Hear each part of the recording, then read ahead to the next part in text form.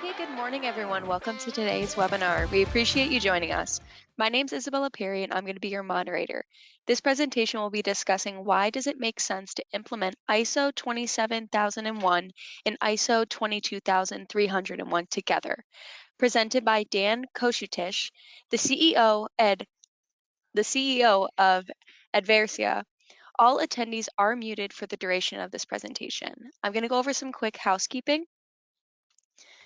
There will be a Q&A at the end of this presentation, so any questions for our presenter, please go to this question portion of GoToWebinar control panel.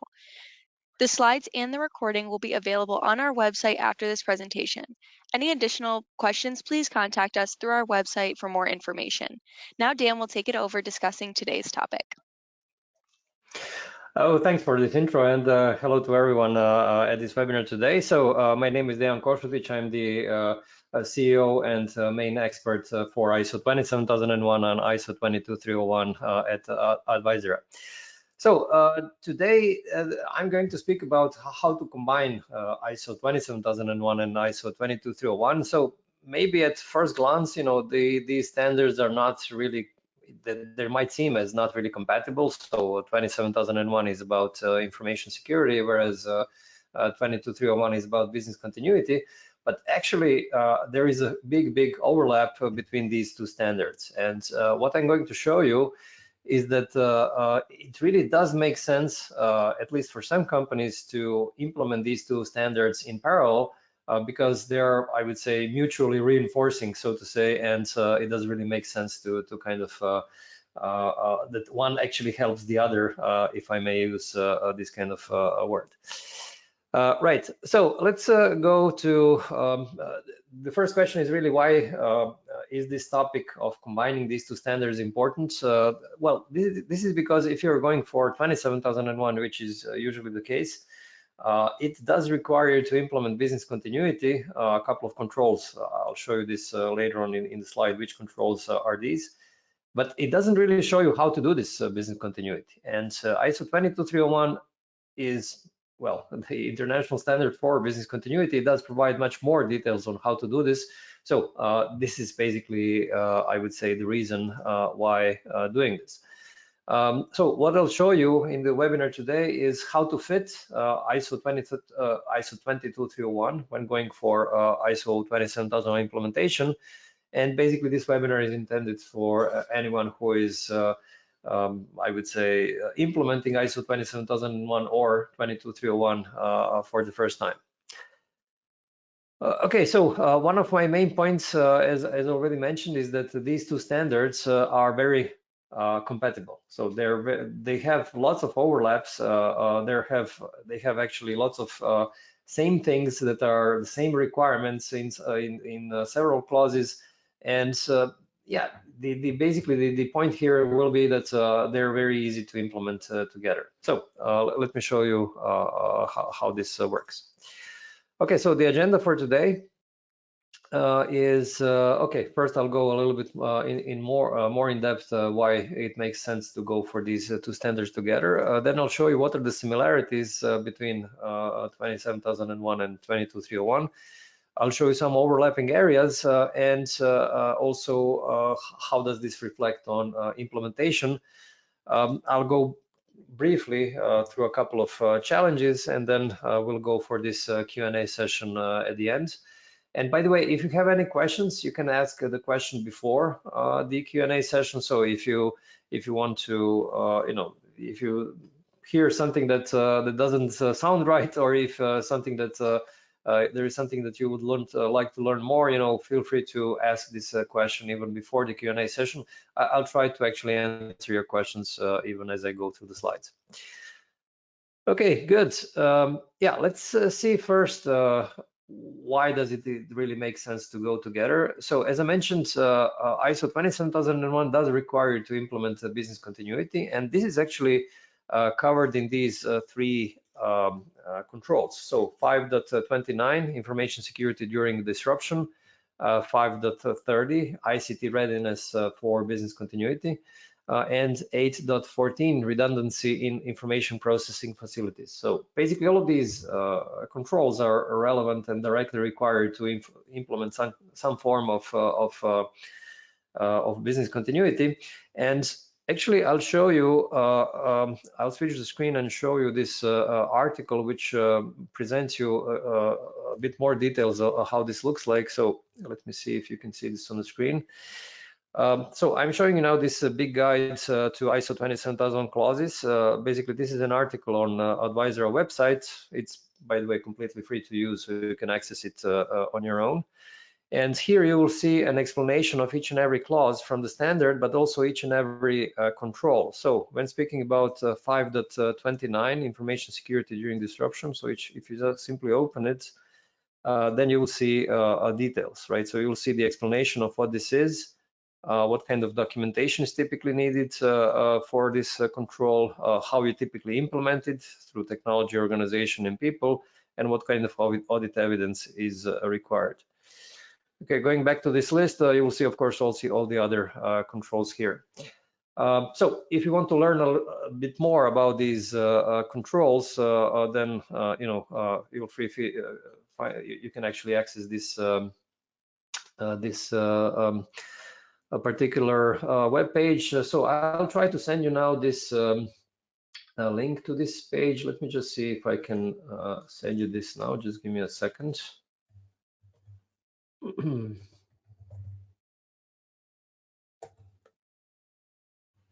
Okay, I'm not sure if I can actually send you anything here, but I'll try.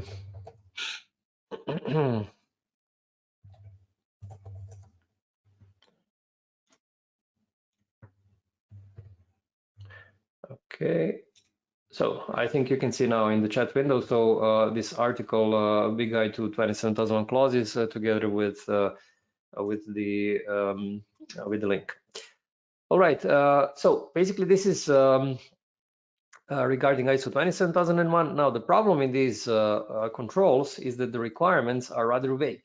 So what happens is that, okay, you need to implement this, let's say, redundancy, but you don't really know how to do it. You have to implement, I don't know, something like disaster recovery plans. Again, not much help in 27001. And on the other hand, ISO 22301 is a standard that is, again, focused on business continuity, therefore much more detailed when it comes to structured approach to business continuity, and it specifies all kinds of details from the business continuity planning point of view, from business impact analysis, disaster recovery. Actually, to be precise, disaster recovery is not really covered in much detail in 22301. There is another standard for it, but for most of the things, they are very detailed. They're described in much more detail in this 22301 standard. I'll also send you a link to a free white paper, which it's called Clause by Clause Explanation of ISO 22301. So let me just find it and send you this link.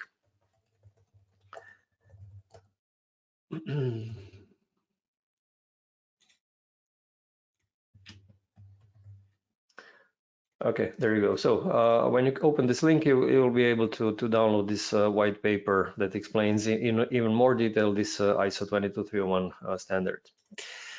Okay, now let's go through similarities. So what exactly is similar or the same in these two standards?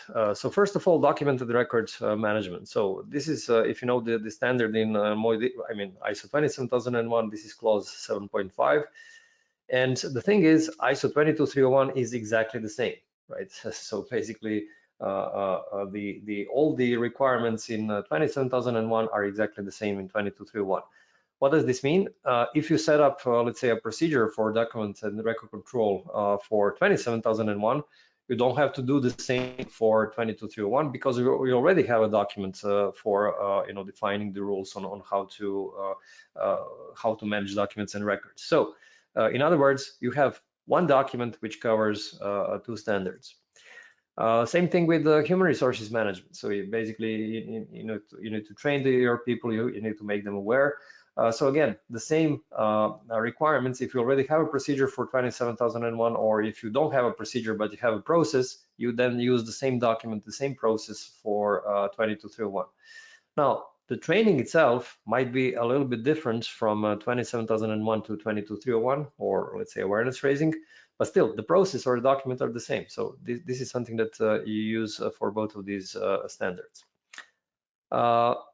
Again, internal audit, exactly the same requirements. There are no differences in the requirements between these two standards. So you can also actually use the standards. I mean, you can use the same rules that you set for ISO 27001, also for 22301 internal audits.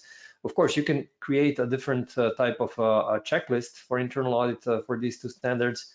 But the rules on how you actually choose internal auditor, the how you actually create reports, let's say internal audit program, how often you do the audits. Basically, this is something that you can have in common for these two standards, and you can have one internal auditor doing both of these internal audits. You don't need two separate people for these two audits. Okay, I'll send you now also a link to which provides more explanation about how to perform internal audits. So this is an article called Internal Audit, the Big Guide. So just a second.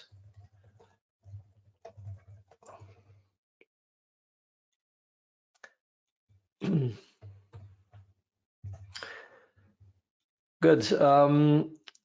Same thing for management review. Again, these requirements in one standard are almost the same as the requirements in another standard, which means that you can do one management review that covers both of these standards, and this will be perfectly fine. You can find also an article which speaks about these management reviews.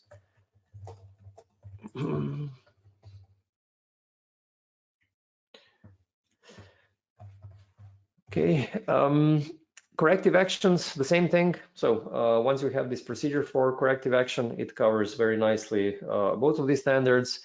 Setting objectives and measurements, again, the system of setting the objectives and measuring them is the same, although you'll probably have different objectives for information security and different objectives for business continuity. You might have some objectives that are in common, like, I don't know, the availability of your website, but some other objectives might be different. But again, the system of setting them up and measuring them, it's really the same. So what does all of these bullets here basically tell you is that this management part of these standards are, if not the same, then very, very similar, meaning that once you set them up for one standard, you already have them ready, I would say, for another standard. There is no additional effort, or almost no additional effort for this other standard. Okay, now let's see what are the overlapping areas. So in first place, this is the risk assessment. So risk assessment is required by both of these standards, by both 27001 and 22301. However, the difference is that in 22301, risk assessment is very short. There is not much, I would say, use of it. Whereas 27001 describes risk assessment in much more detail. So if you actually have to implement these two standards together, then you're probably going to follow the requirements in 27001 because it will be, I would say, much more useful for you to follow up and let's say find some ideas on how to implement this. Yeah, I'll send you also an article which describes this 27001 risk assessment in more detail. So let me just find it.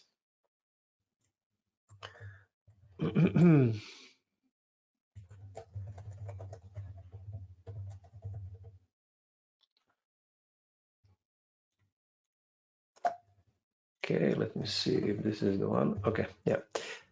Okay, now an opposite example is this incident management. So incident management is mentioned in 27001, but it doesn't really say too much around it. So this is something that where 22301 is much better. It provides much more details so 22301 is much better when it comes to incident management, incident response.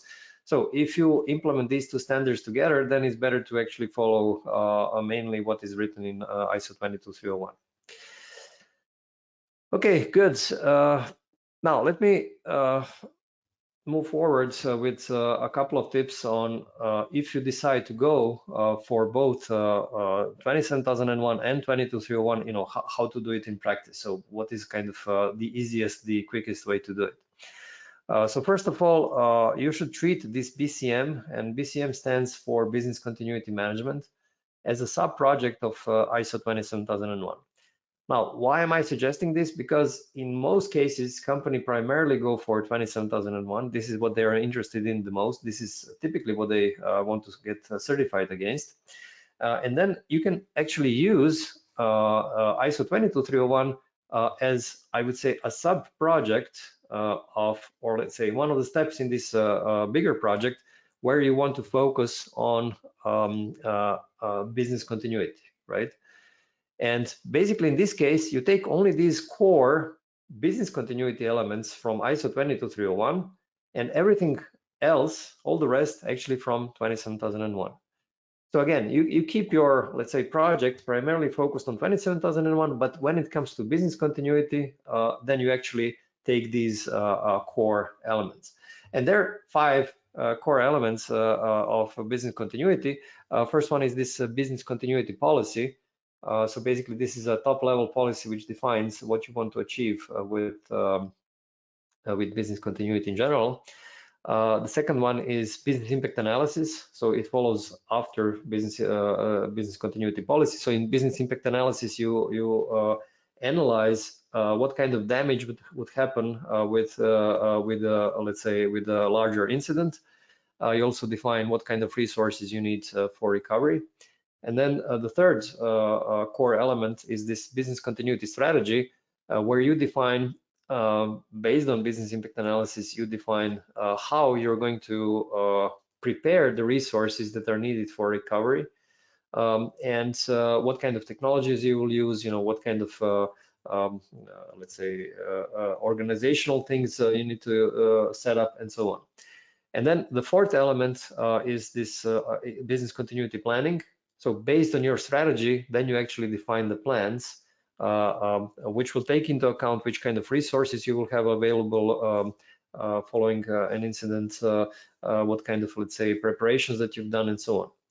And then the fifth element is business continuity exercising and testing. This is something that needs to be done, I would say, continuously in order to prepare your organization for handling this kind of disruptive incidents, and where you actually, through these exercising and testing, you try to find ways actually to improve your plans, because plans will never be perfect. Okay, so these are the core elements, and again, you're simply kind of plug them in, if I can use this expression, in your 27001 project. Okay, another good practice is that you actually appoint someone who is going to be in charge of business continuity. And just to kind of explain this here, so if you are a smaller company, like, I don't know, maybe up to 50 employees, typically you will have only one person running the project for 27001. And then because you are a small company, you will have the same person who will also be in charge of business continuity. But if you're a large company, like a couple of thousand employees, then you'll typically have one person in charge of information security, and then you might have someone else in charge of business continuity. So in this case, for larger companies, you might actually have 2 different people. So the other one would be actually in charge of business continuity activities. When it comes to project team, typically you would have the same project team members for information security and business continuity. And these would include, let's say, someone from the IT, but also someone from security, and definitely someone from the business side of the organization. Because typically, protecting data or enabling resilience of your company doesn't make sense if this is not done together with the business side of your organization. So from people like, I don't know, operations or marketing or human resources, and so on. So you should definitely include these people, and you can have actually exactly the same project team. You do not need to have two project teams, one for 27 and the other one for 22301, you can actually have one project team that basically covers both of these standards, especially if you treat this 22301 as a sub project. And also what you need to do is have this top management sponsor from the top management. Again, this should be the same person that you have for information security for 27001. You should have the same person as a sponsor for 22301 for business continuity. So in this way, again, if you treat this basically as one big project with this sub project with all these people that are basically the same, it will be much easier to run the whole project.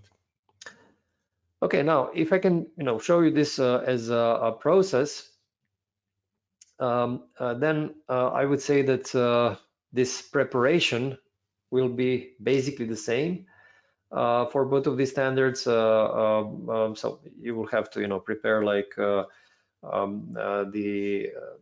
let's say your project team. You will need to prepare these, let's say, top level policies, the resources, these kind of things.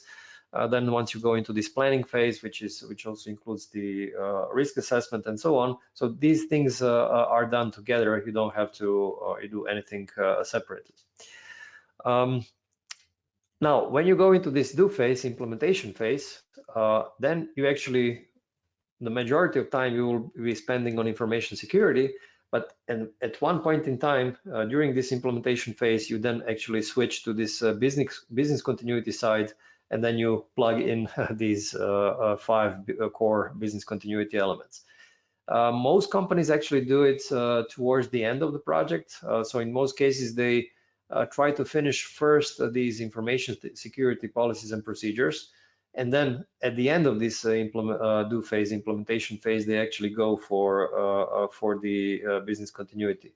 And why they are doing this? Because business continuity is kind of heavy, so to say. It's not easy to think about, because it's rather complex, and it requires some thinking that is not, I would say, common. It's not very easy to conceptualize, so to say. So usually people go for easier things like, backup policies, access control policies, classification policies, all these information security stuff. So they typically do it first, and then once they let's say get a hang of it, they understand how this writing of these policies and procedures works, then actually go for these more complex things for business continuity. Now, once this is done, then again the project moves in let's say in a direction where basically the activities are done for both of these standards at the same time. I mean, doing the same things. So check and act phases, as you know, they include measuring, monitoring, internal audit, management review, also corrective actions as the act phase. So again, as I mentioned before, all of these things can be done using the same process, the same documents for both of these standards at the same time. Okay, I'll send you now a link to an article which explains what are these steps in 27001 implementation. So let me just find it.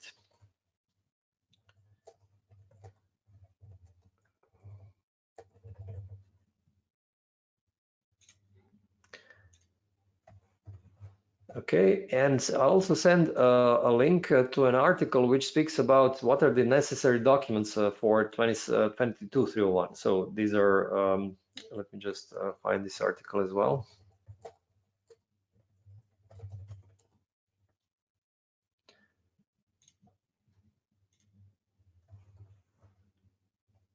Okay, so you have this article also in the link. Good. Now, when thinking about the implementation effort and the certification, usually, people don't go really for 2 standards or for, let's say, 1 additional standard, because they are afraid that it will cost too much. And yes, I mean, there is an additional effort for an additional cost for 22301 on top of 27001. But the thing is that if you think about, let's say, ISO 27001 as an effort in this circle, then this ISO 22301 additional effort is maybe 20, maybe 30% extra. So why not 100% extra? Well, this is because of these things that I mentioned, and you know, you have like already most of these, I mean not most, but many of these documents that you can use for both one and the other standard, so there is no additional effort there. Now, when it comes to certification cost, the best is really to reach out to your PJR representative and ask them actually about this certification cost for 22301. But the thing is, if you have two standards together, I mean 22301 and 27001, then this so-called integrated certification audit is being done, which means that the auditor is not doing two separate certification audits. Rather, they're doing one, let's say, bigger audit, but then since there are big overlaps in documentation, and since auditors know this means that you're not going to, they're not going to charge you with two standards, I mean, like two separate certifications. Rather, you will also pay for this other standard some additional fee, which I can't really say for now exactly how much it is, but the best is really to reach out and ask your contact person in PJR with this regards. So in other words, the additional effort is maybe 20 or 30%.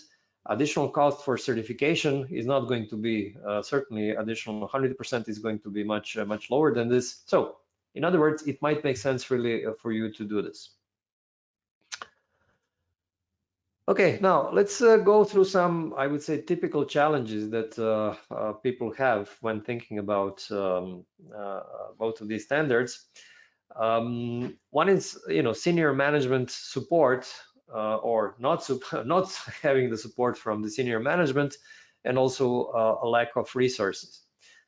Well, when it comes to senior management, I think it's very important to understand that senior management is driven typically by, let's say, business reasoning, right? So if you want your company to go for, let's say, one or two standards, you really have to find out if this makes business sense for your company. So, for example, why would you go for 27001? Well, you can go for the standards if you have a potential client which requires you that you need exactly these standards, if as a kind of a ticket for your company to start selling them your products or services, right? In this case, you have a very clear argument to your senior management. Look, if you get you know, the 27000 certificate, then this is something that will help us win new business. You can, of course, use the same thing for ISO 22301. Now, I would say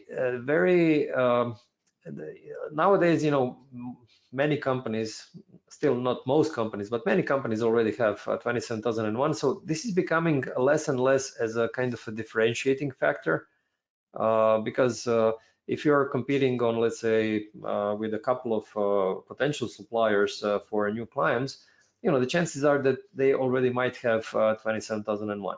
However, 22301 is a much rarer, so it's not very common. It's very rare. I mean, not very, but it's not as common as 27001. So if you have to compete with some other companies on a tender or something like this, and if you actually show 22301, this might actually be a differentiating factor, because it's not most likely, and none of your competitors will have this standard or certificate. So the point being here, you know, if you explain this business logic to your senior management, then there is a much higher chance that actually they would support this kind of, let's say, project, and then you will get your resources, right? Because lack of resources is directly a consequence of the senior management not being interested in or not being interested enough in a project. But you know, if you explain this in the business terms, then you will get support, meaning also the resources. Okay, the second potential problem is that a lack of people to implement the project. Well, of course, you need to have resources, I mean people that are needed for at least one standard, so at least for 27001. But again, when you think about it, you will need to have people as part of 27001 to also do this business continuity, right? So some people actually might feel more comfortable if they have a clear guideline on how to implement business continuity using 22301, even though this might be some additional effort.